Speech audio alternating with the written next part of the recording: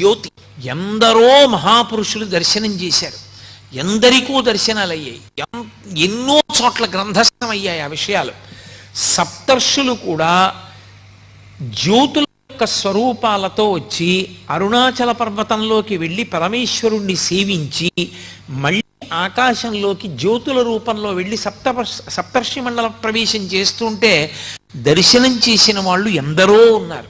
ఇప్పటికీ అరుణాచల పర్వతం మధ్యలో ఉన్నది ఆ గుహ అంటారు, దానికే సొరంగ మార్గం ఉంది అని చెప్పేవారు రమణులు.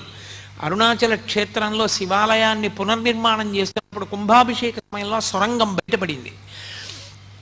ఆ సొరంగం చిన్నగా అరుణాచల పర్వతం లోపల ఉన్న గుహ దగ్గరికి వెడుతుంది అంటారు.